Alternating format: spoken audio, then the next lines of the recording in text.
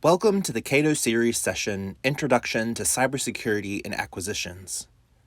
On this slide, you will find background information on the Cybersecurity Acquisition Training Overview Series.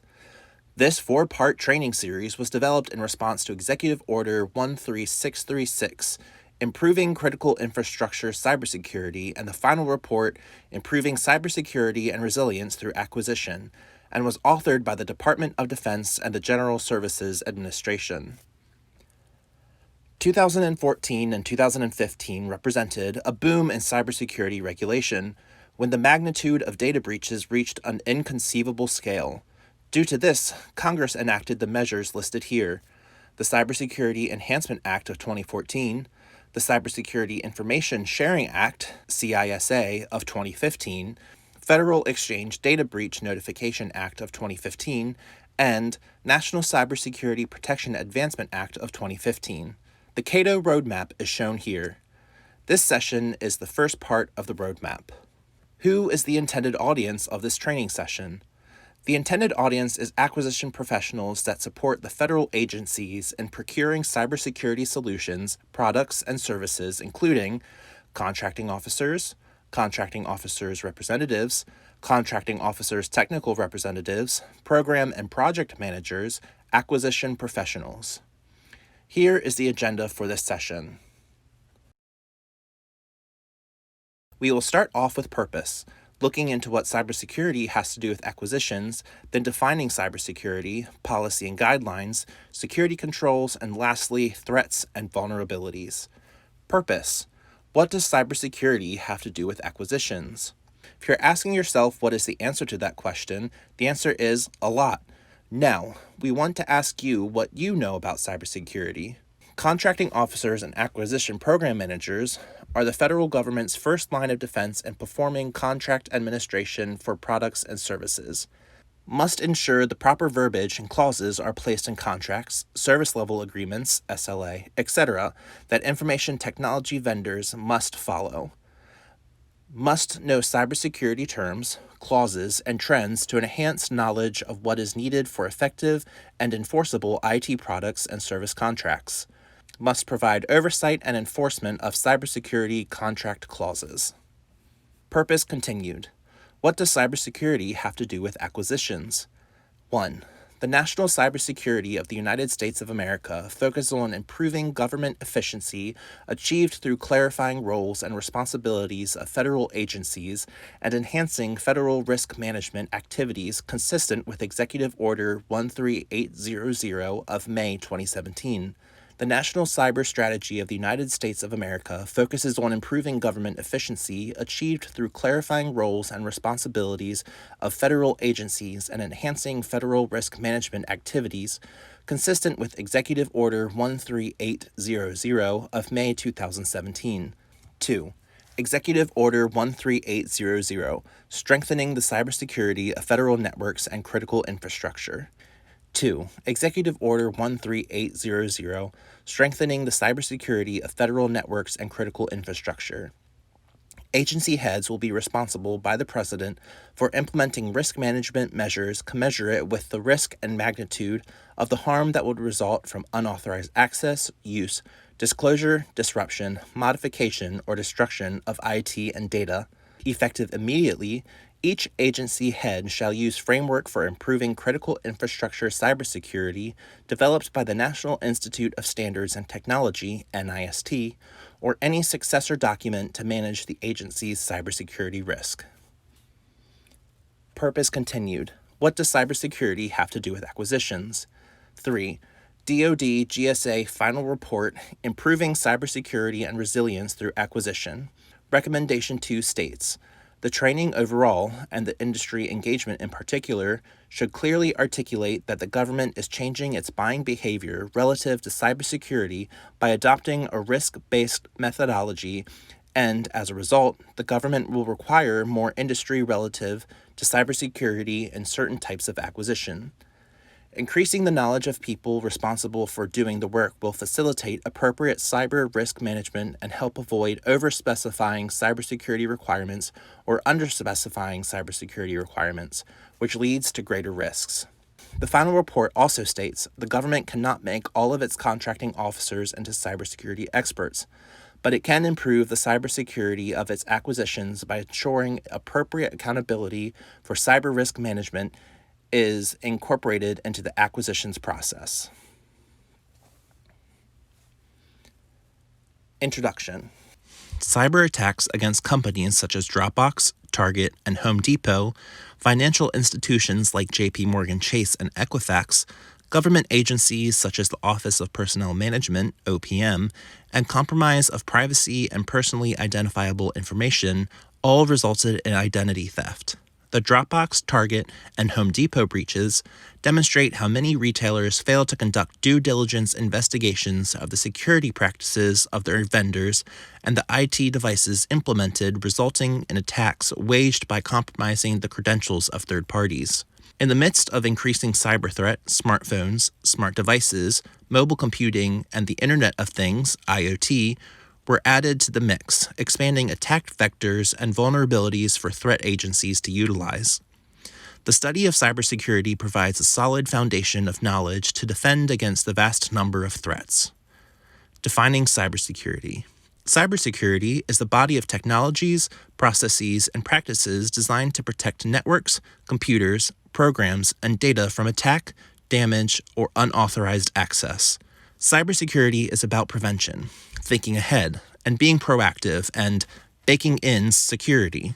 Cybersecurity protects confidentiality, integrity, and availability of information or information systems. Defining information technology. Information technology means any service or equipment or interconnected systems or subsystems of equipment that are used in the automatic acquisition, storage, analysis, evaluation, manipulation, management, movement, control, display, switching, interchange, transmission, or reception of data or information by the agency.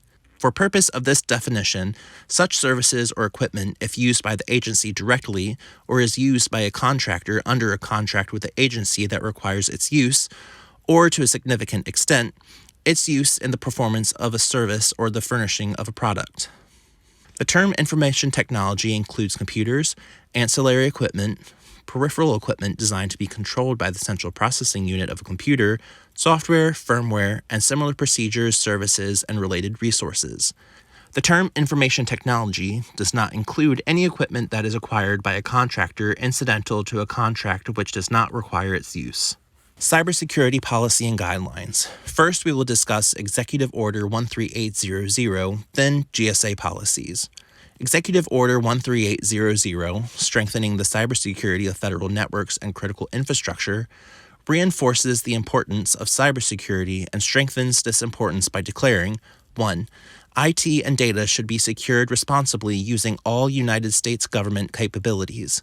2. The President will hold agency heads accountable for managing cybersecurity risk to their enterprises. 3. It is also the policy of the United States to manage cybersecurity risk as an executive branch enterprise. 4. Agencies must use the framework for improving critical infrastructure cybersecurity developed by NIST or any successor document to manage the agency's cybersecurity risk. Now moving on to GSA policies. The purpose of GSA's acquisition letter MV-16-01, Contract Guidance on Information and Information System Security, is to define guidance and establish consistent language for the management of contracts or orders involving access or use of IT resources or sensitive data. GSA contracting officers who are working with contracts determined to be applicable must ensure that clauses and language identified in MV-16-01 are incorporated into any new applicable contracts or orders. GSA policies continued.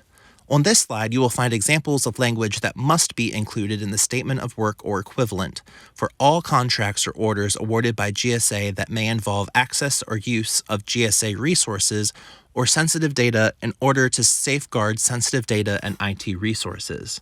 This guidance applies to all who access or use GSA IT resources or sensitive data, including awardees, contractors, subcontractors, lessors, suppliers, and manufacturers.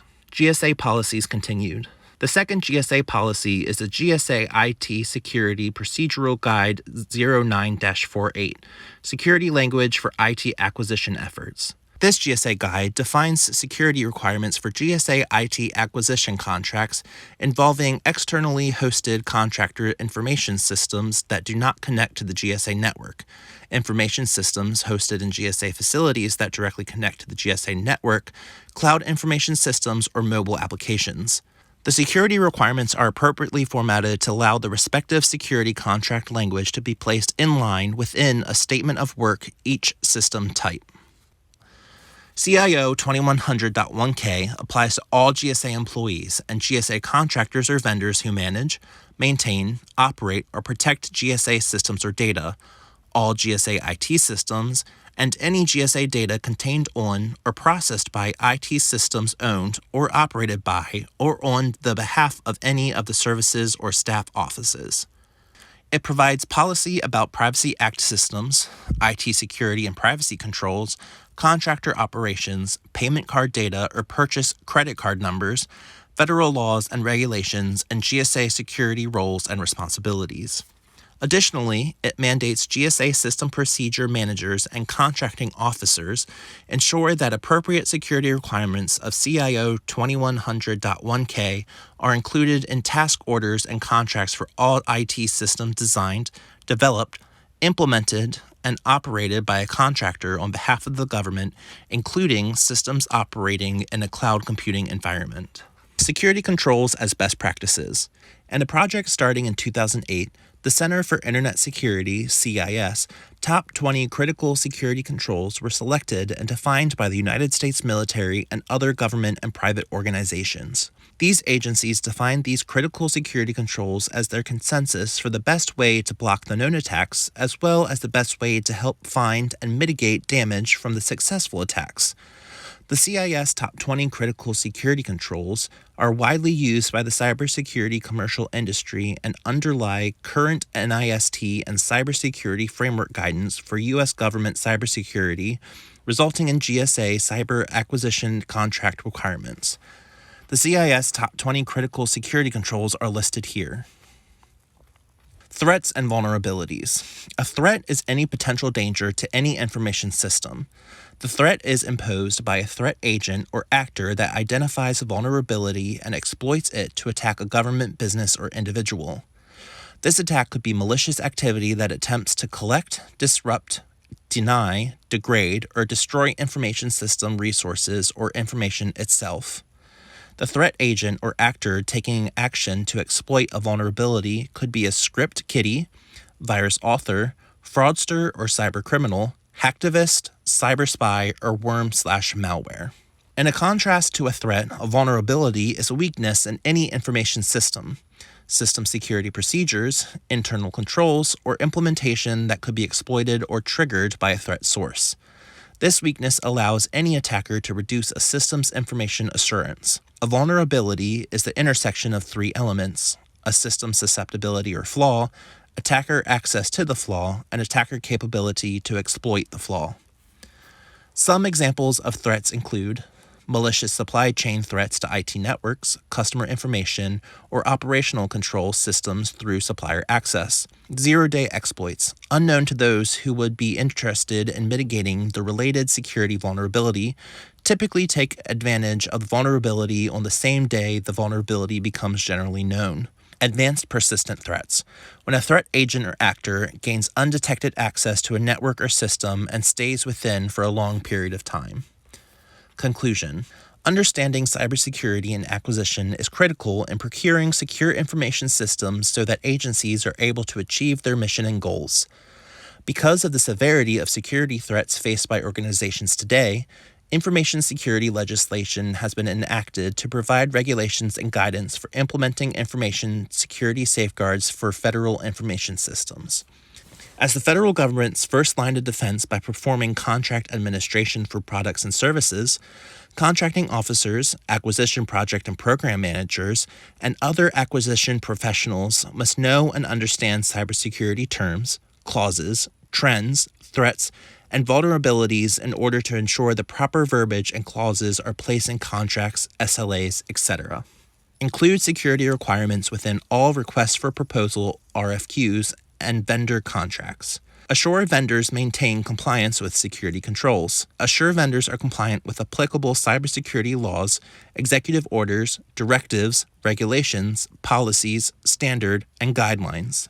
If you have any questions you would like clarification on, please email us using the contact information provided at the end of this session. Knowledge review. Answer true or false to the following statements. 1. Including relevant cybersecurity requirements within IT requests and proposals and vendor contracts is optional. 2. Federal government agency heads are accountable for managing cybersecurity risk to their enterprises. 3. Contracting officers and acquisition program managers need to know cybersecurity terms, clauses, and trends for effective and enforceable IT products or service contracts. 4. Contracting officers and acquisition program managers are responsible for ensuring that proper cybersecurity verbiage and clauses are placed in contracts that IT vendors must follow. 5. Assuring IT compliance with required federal government security controls is not a responsibility of contracting officers and acquisition program managers. Risk Management Framework will be the next training in the CATO series. Thank you for attending today's training session. Going forward, we hope you are able to utilize aspects of this program which were of particular benefit to your day-to-day work. We look forward to seeing you at the next session. Please feel free to share any comments you wish to make about this or any future programs.